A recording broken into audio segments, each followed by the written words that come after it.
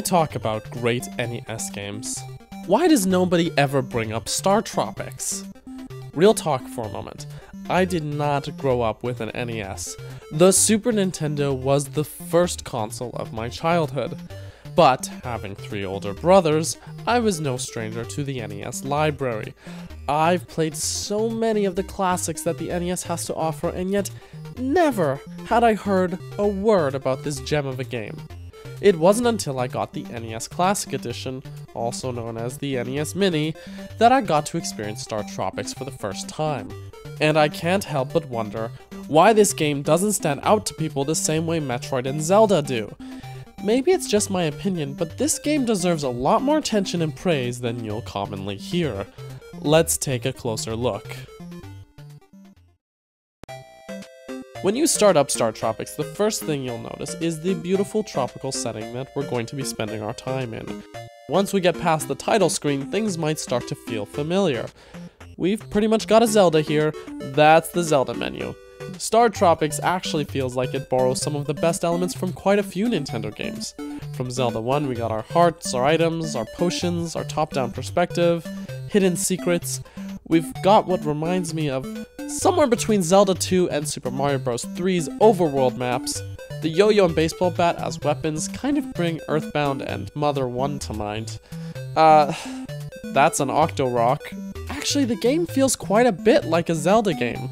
But let's keep the setting in mind. We do not have a fantasy setting here. Our protagonist, Mike Jones, is an average, modern for the 80s, American kid from Seattle.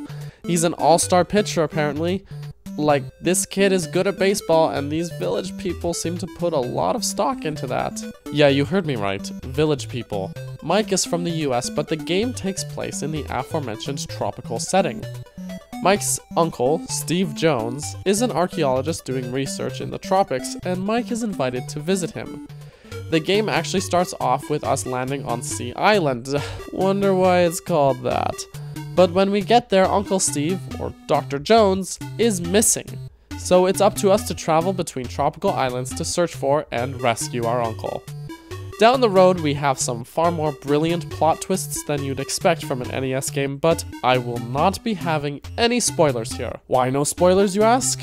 I mean, I've done the spoiler thing in videos before, but the ending of this game is just too good to spoil, especially for an NES game. It's just something you're better off playing yourself.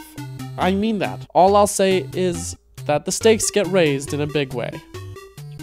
So let's get back into the game. We're sent out by the village chief to find our uncle, who was abducted because he discovered something in some ancient ruins. So off we go armed with naught but a yo-yo, also known as the Star. The dungeons here are the real meat of the gameplay. Again, this top-down perspective may feel familiar, but unlike Link, Mike is going to be doing a lot of jumping. It may feel strange, but we're locked down to a grid, and at first, this may feel awkward because there isn't always an instant stop when you release the D-pad. If you are just tapping forward, Mike will complete his walk into the next grid space instead of freezing instantly. For any other game, I'd call this a nitpick or a poor design choice, but I feel like this was quite intentional here. The dungeons and combat seem to be designed around having this gridlock, and since the enemies are mostly also tied down to the grid, it doesn't feel unfair. And the grid gives us certainty about things like combat and jumping range. So, as much as I'd like more freedom and multi-directional movement, this restriction actually aids the flow of the game. In fact, when I first started playing the game, I was ready to lambaste this design choice in this video, but by the time I had completed it, my opinion changed to praising it. This design choice brings a sense of strategy to the combat that I didn't expect. If you play this and feel restricted, just give it some time, and you will get used to it. The dungeons themselves are very well designed. I never felt the enemy placement to be unfair, and the game is genuinely challenging. I will nitpick that there are trap rooms that are very unfair, especially this one that's completely pitch black and you're surrounded by water with no idea where it's safe to jump.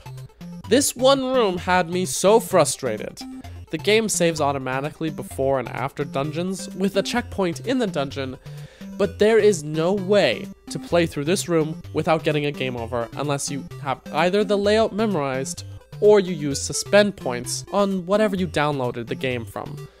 This one room nearly destroyed an otherwise brilliant experience. But beyond that, the puzzle solving and combat in the dungeons is a genuine joy to play through. There's something about connecting that yo-yo hit with an enemy that is so satisfying. I honestly can't describe it. I really enjoy the boss battles too. I was concerned between the first 2 boss fights that they would all start to feel really samey, you know? Just dodge, dodge, then strike. Dodge, dodge, then strike. But really, the bosses turn out to be quite diverse, especially when the roster of weapons that you carry starts to expand. Something I do wish though was that when you complete a dungeon, you would be able to take your inventory with you. Even if you have 50 of these fireball torch things, when you finish the level, as soon as you leave, you lose them all for some reason.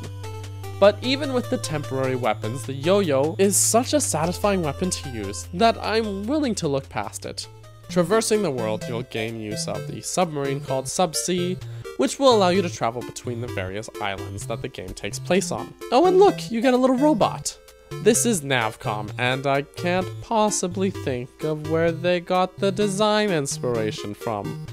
So Navrob acts as your navigator when you're on board the submarine, but when you're out and about in the overworld, you'll have to rely on the villagers to help you solve the puzzles and progress. I actually really like the way the overworld is broken into chapters containing their own puzzles like this. Some of the area's puzzles between the dungeons and the overworld are connected, like in the graveyard where you have to open the water flow in the dungeon in order to drain the lake and find out what you're looking for in the overworld.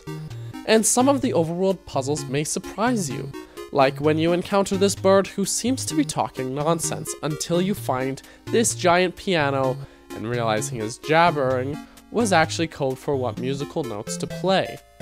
Overall, some of these puzzles may give your brain a bit of a tease, but there's nothing that should have you stumped for hours and end up poring over a walkthrough. Except, at one point while tracking down your uncle, you will be asked to input a radio frequency that is hidden on a letter you get from your uncle. The letter was actually packaged with the original cartridge of the game, but finding one now, 17 years later, is a different story. Thankfully, we do live in the age of the internet. However, the virtual console version of the game does come with a digital version of the letter. I couldn't find one to go with the NES Mini, however. Thankfully, it isn't difficult to find online. Overall, when we chalk it all up, the presentation, the actually good story, and the engaging as well as challenging gameplay, StarTropics had all the makings of a classic. There was a sequel which I haven't played, but sadly, that's where the franchise ends. 2 games on the NES that have been forgotten by most. It's a real pity that this title never made it more into the spotlight. I would have loved to see where the series could go next, but alas, that is all we get to see of StarTropics. A game that I didn't know I needed. You should just go buy it and play it.